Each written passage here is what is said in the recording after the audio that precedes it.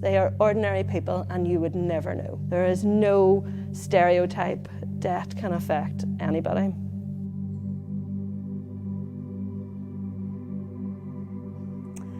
Hi, my name's Jo Meek. So I'm the Debt Centre Manager here in Newry, Mourne and Banbridge. So I cover quite a large geographical area. We are based in Riff Island and out of Cornerstone Church in Riff Island. The service that we offer is debt counselling, so it's for people who are struggling with their financial situation. Our statistics show that actually it takes people 3 years to come forward to get help with their debt. So they're living in that darkness and all of that building up and maybe not able to open letters or the paperwork piling up or text messages. Debt companies text people and it can be relentless and phoning, and it's just, you can just feel trapped in that. And I think that's our biggest thing, that we need people to know that the service is here and that we want people to come forward earlier so that we can help them earlier, and also that they're not living in this alone, that we actually can come in and walk alongside you in that. There are lots of other companies and organisations who offer debt help, and it's a great service, but ours is different in that we do actually hold your hand through it and walk with you through it.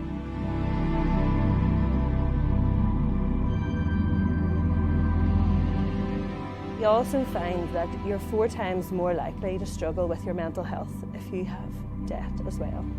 And that kind of is a vicious circle where it feeds itself, in that you're struggling with your mental health and your debt and all these calls coming in. You can see how it's just like this storm, and we want to come into the middle of that and help you. Money affects everything. Money affects your relationship with your partner, your relationship with your children, and your ability to communicate with them and help them. And because in the background is this stress, it affects where you shop, the food you eat, the clothes you wear. It affects absolutely everything in your life. And then your mental health is struggling as well. And also, our biggest thing is to offer Jesus in that, because we know that He transforms lives. He transforms from the inside out. Like, He makes such a difference. And we know that as Christians. We're Christians Against Poverty.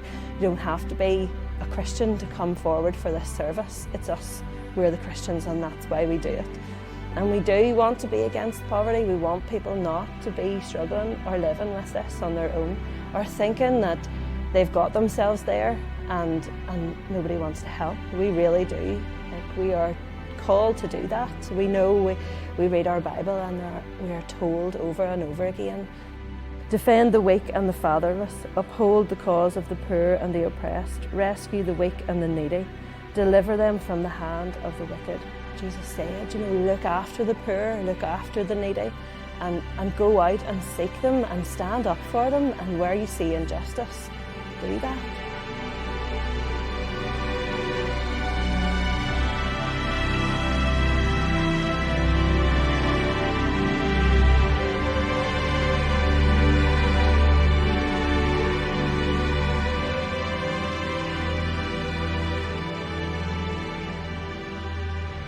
We know that Jesus was a revolutionary, but He didn't overturn the Roman government. He was a revolutionary in that He stuck up for people who had no voice, for women, for widows, for orphans, for people who were marginalised. And if you struggle with your mental health, unfortunately you are marginalised. If you are poor, you are marginalised, you're disadvantaged. God's heart is broken for these people, so is ours.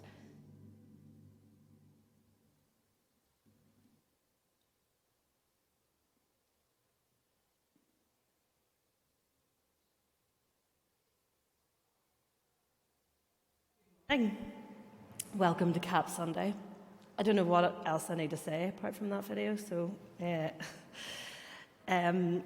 So this morning I want to welcome up one of my big supporters, one of my befrienders, somebody who has been just a real support to me and to some of my CAP clients as well. you will all know Davy Smith. And if you don't, you need to get to know him because he's a great guy. Yeah.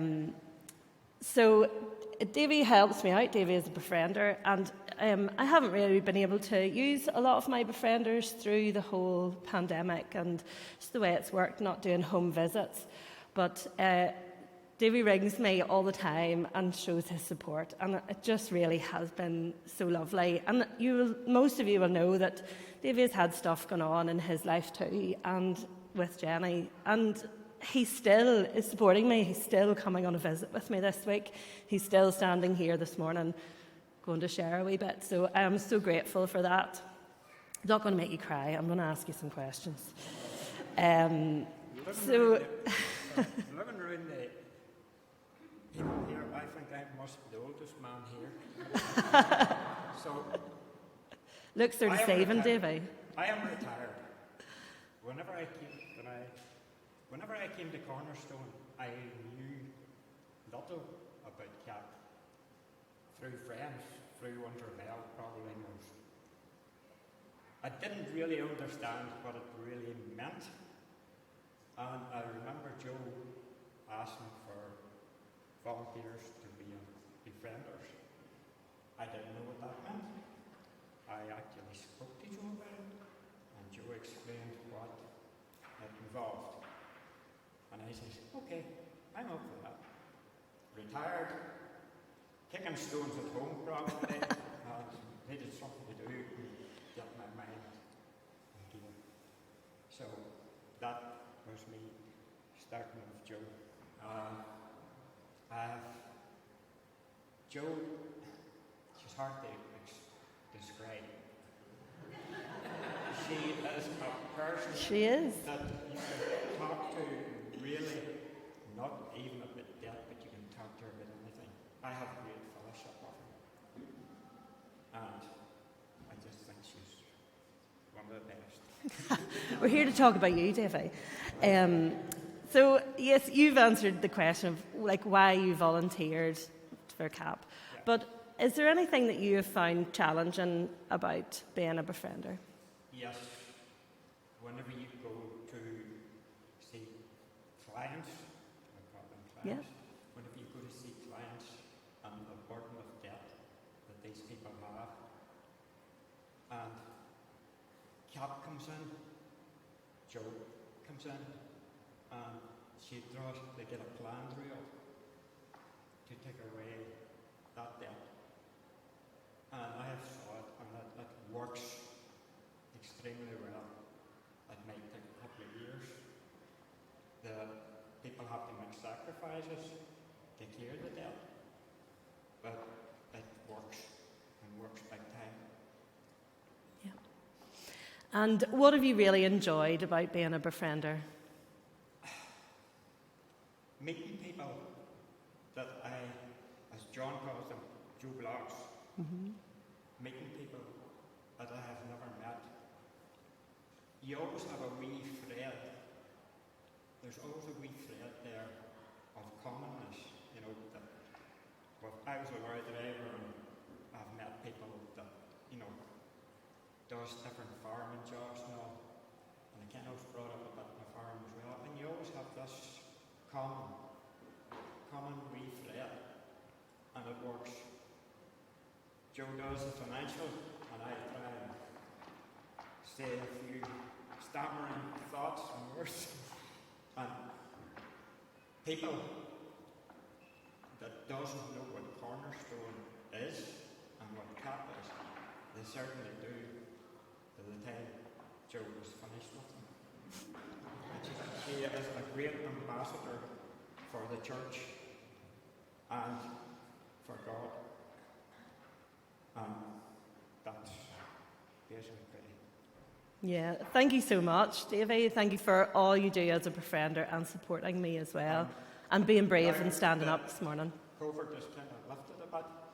We will be back on the road, Davy. Back on the road. Yeah. Joe just sent you a wee message. Could you meet me? Blah, blah, blah. Such a person. Yeah. That's how it works. Okay. Thank you so much, Davy.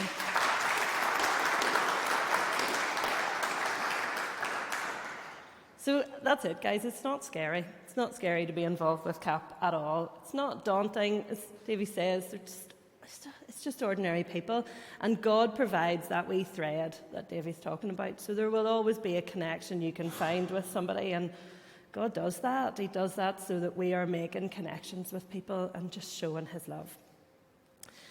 So when I came to thinking about CAP Sunday this year, I thought, what am I going to do? Because it's now my third year doing CAP Sunday.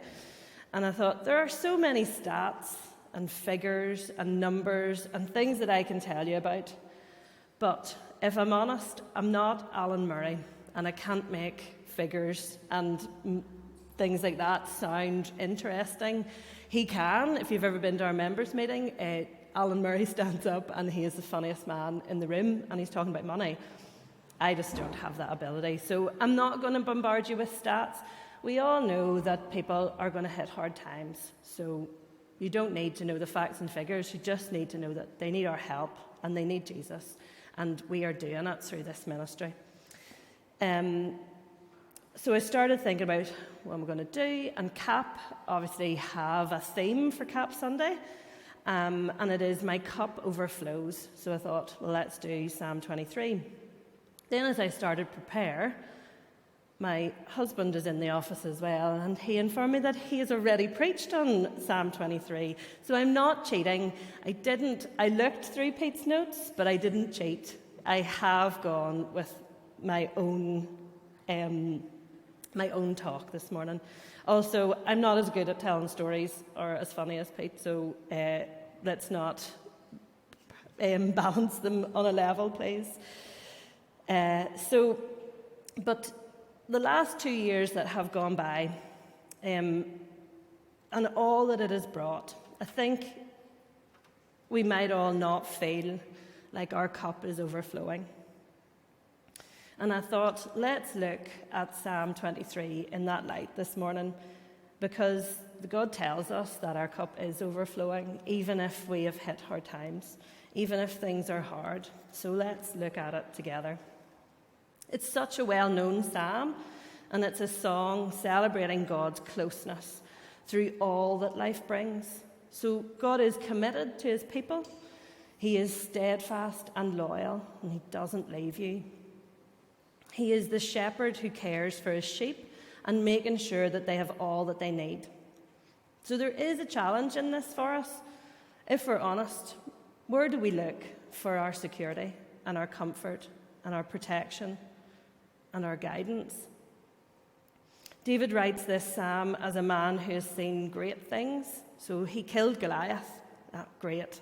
He was such a small boy, and he was a shepherd, and he killed Goliath. He became a king. Greatness. But he also felt great loss in his life, and sadness and fear. He compares himself to the sheep, which, if we're honest, are there any shepherds in the room before I say this? Johnny Bingham's not here.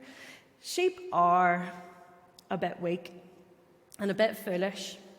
I only know because I rode horses when I was growing up, and I remember having to rescue many a sheep that had its head stuck in a hedge, and they would just die if you left them there. They're just foolish. I think their mission in life is to actually die, and shepherds' mission is to try and keep them alive till they can get them where they need to be.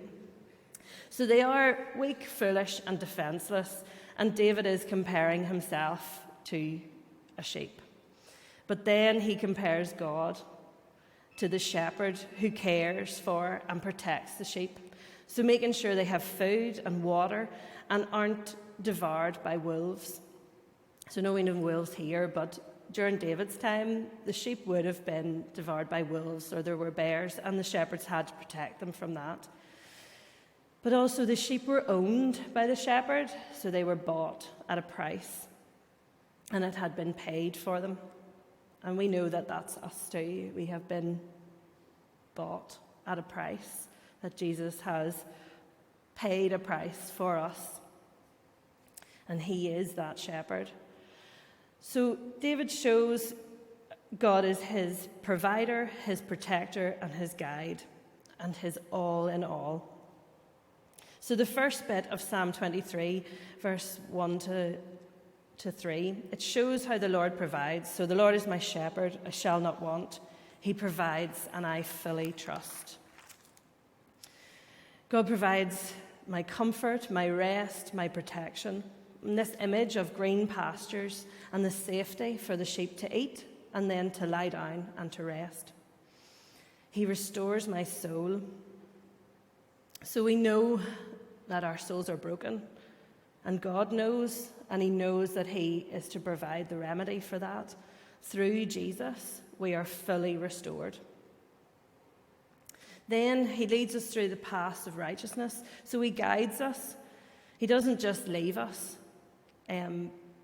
But do we seek His guidance? Do we look for it? Do we turn around and see where He's guiding? Do we look forward and see where He's guiding? Why does God do all of this? He leads me through the paths of righteousness, and it's for His name's sake. So it's all for God's glory. What He does for you is all for His glory. And we need to give that back. We need to give that glory back to God. That's part of what we do this morning when we come and we worship. But we can do that in our everyday lives in giving Him back the glory. There is so much freedom in this, because do we live with this feeling that we lack for nothing, that God provides everything, and that we're fully content in Him? Because we can and we should live in that freedom. So our true needs are all met through Jesus. He is our purpose, our hope, our forgiveness, our freedom from guilt, our constant care, and He's also our access to the Father. He is that bridge back to our Father, to our all.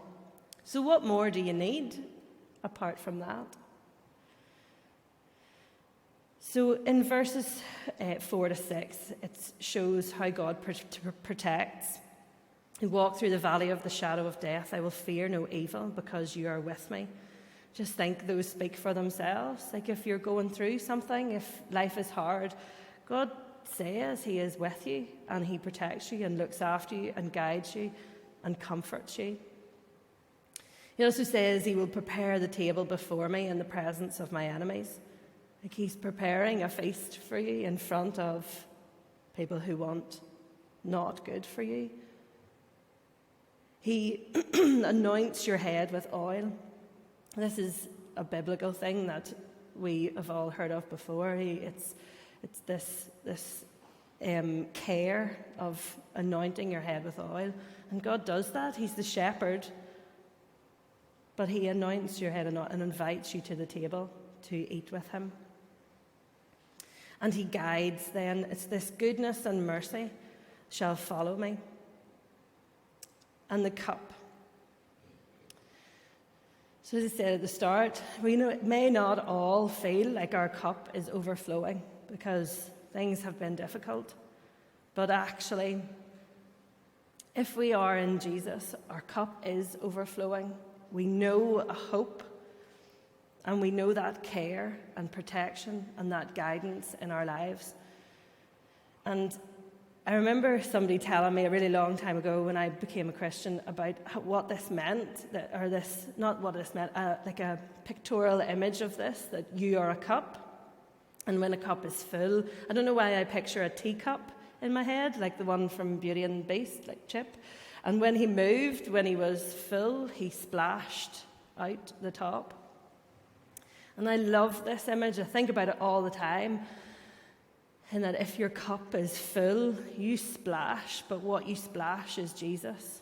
So as you go through your life, maybe not even knowing, when you do something kind, when you show Jesus, when you care for somebody, when you drop off a food parcel, when you meet somebody for a coffee, or you splash Jesus wherever you go, whatever your job is, you splash Jesus out of you. Because your cup is full, because you are full of the Holy Spirit, and God has anointed your head. God loves you, protects you, provides for you, and guides you. So even when we go through tough times, And we know, we have seen that in our church. We have seen people struggle with tough times, but they still splash Jesus.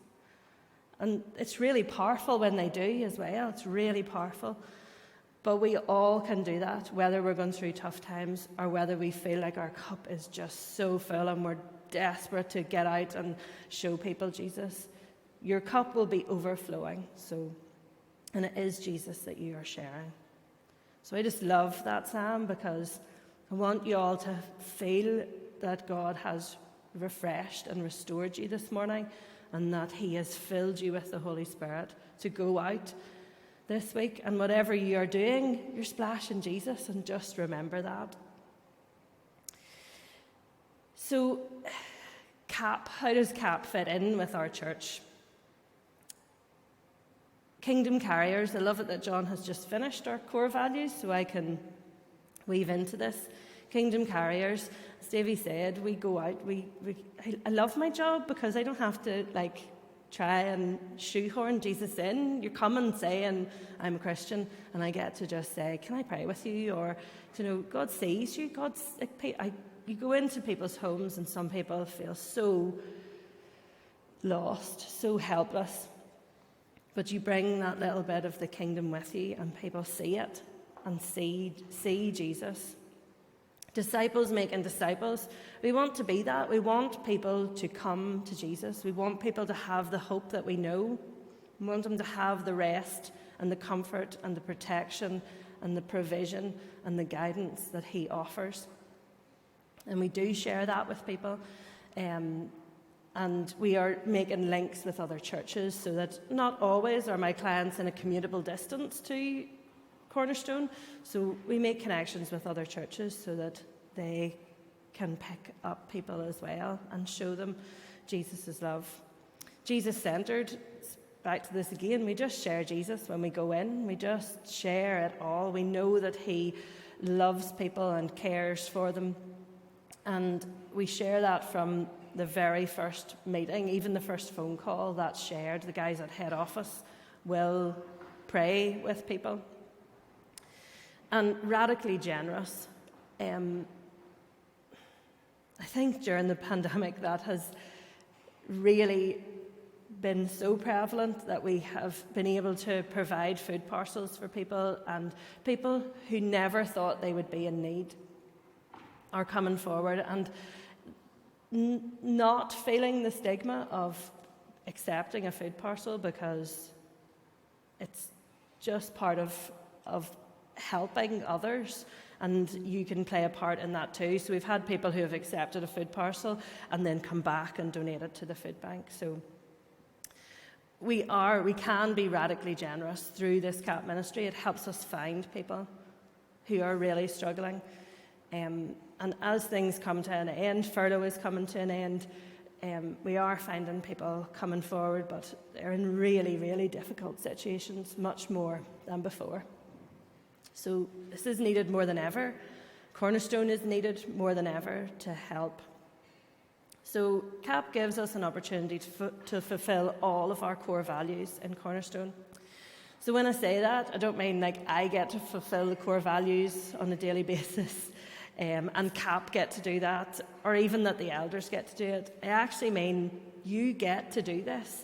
You are invited into this ministry. You can come along and do this. And just be you, just be the cup that is overflowing. So when Davey and I talked about being a befriender, it is coming along on visits, but there are lots of other things that you can do as a befriender. Could you do a shop for somebody? Could you take somebody to an appointment? Could you give somebody a lift to church or to a church event? And also more and more, I see, could you be the gap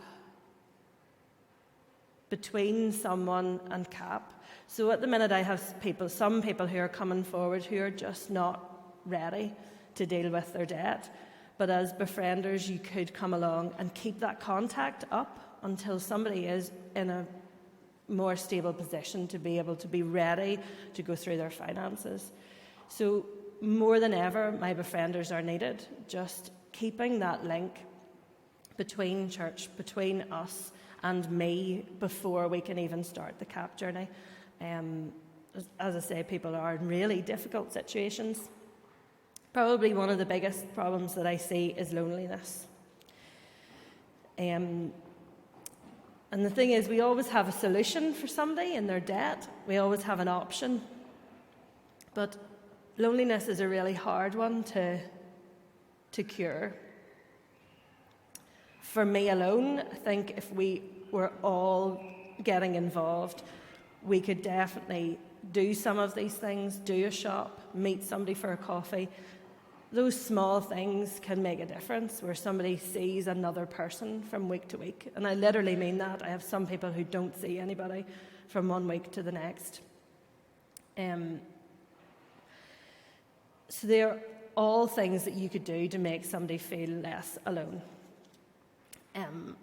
So yes, people are coming forward in really difficult situations, but there are always really positives. We are able to help people. We know that CAP works.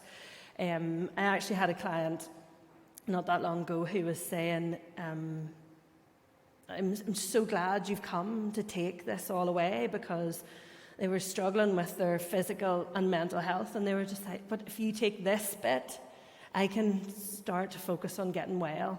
And when the physio comes to do stuff, I don't have to worry about that bit.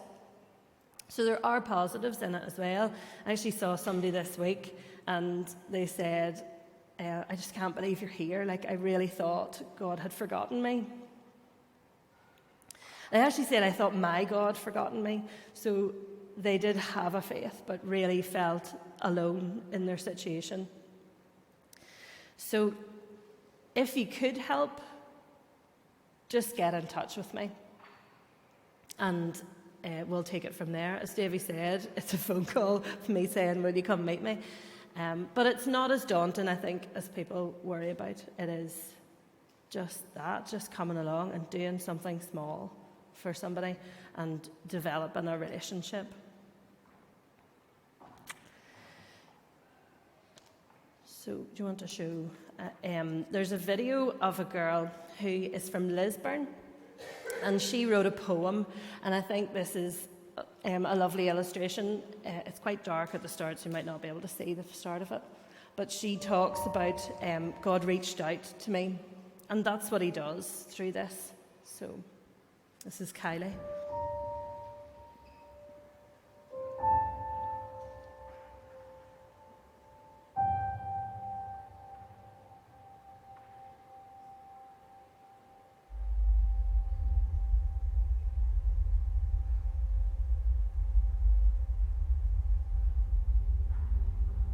It's dark, this place, oppressively dark.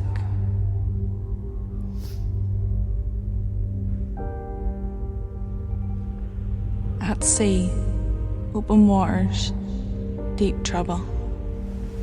It drowns me. No one knows that I'm way out of my depth, that I'm in debt. Keep swimming, the shore can't be far.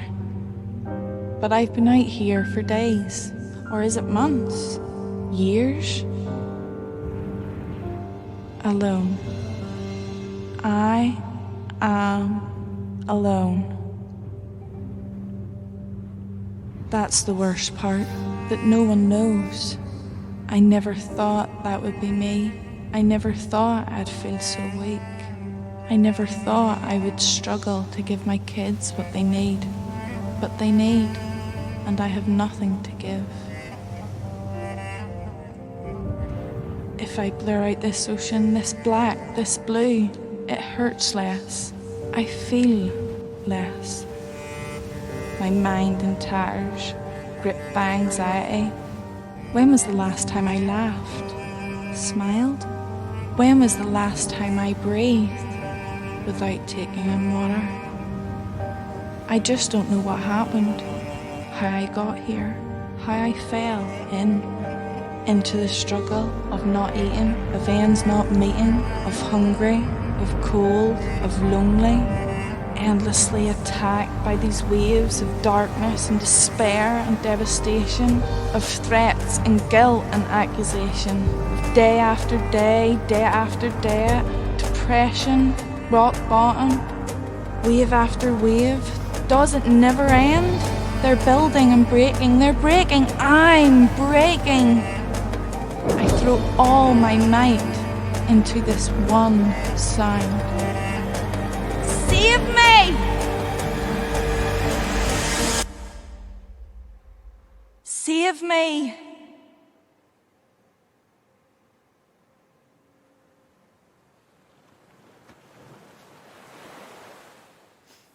Quiet. What is this sound? I'm not sure I've heard it before.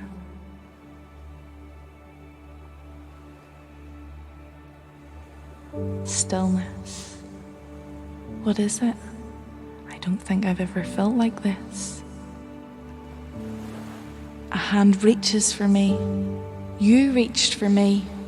You pulled me out of the water and wanted nothing in return. I felt warm in my skin, warmth in my soul. For the first time in years, I saw light. Brilliant light, like first thing in the morning, blazing the darkness, the end of the night. Unconditional support, inexhaustible kindness, a peace that surpassed all conceivable understanding. You saw me. You found me. You lifted me. And I breathed.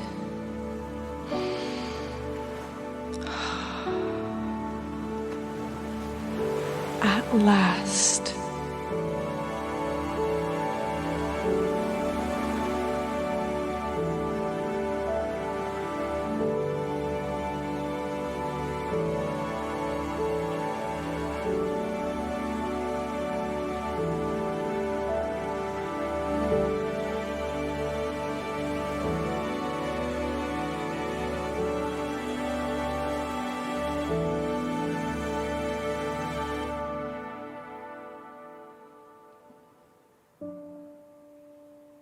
I think Kylie says it really well, just that God reached out for her and all that she was struggling in, because he saw what was going on, and he saw that she was struggling, and when she cried out for help, it was him who reached for her, that hand to reach down to pull her out of the water. I think it's lovely. It's like a poem that she wrote as well, so it's lovely. So we are going to try and run Cap Money again as well. So Gail Graham heads up our Cap Money. I know we interviewed Gail last year, just after she had done her training for the course. So it has taken some time to be able to get round to doing it. So Gail is going to run a Zoom course for a group in Newry, and then we hope to run one in Cornerstone. So anybody who doesn't know, this is a budgeting course. It's just about money management. You don't have to be struggling with debt to come along. It's just looking at all the money that comes into your house and all the money that goes out, and seeing, are there gaps in your budget? Is there something else you can save for? Is your budget really tight? And do you want to see if you could free money up for something, or even just be able to live easier on your budget? So you don't need to share any of that with Gail. It's probably a good thing that you do it all on your own, so you fill out your own spreadsheet. You can ask for advice, and Gail might be able to offer that. But it's really about reclaiming ownership of your finances. So really it would be great if people in Cornerstone, when that comes up, that you could support it. I know there'll be plenty of you who have done it before. You're welcome to come along for a refresher. But even just to come along and support Gail would be great. It's always worth looking at your budget and your finances. I know my husband's probably laughing that he has done the money course and I haven't. So I will be going along to Gail's course. Yes, but thank you so much for this morning, guys. Thank you for listening. And if there's any questions that you have about CAP, just come along and ask me at any time.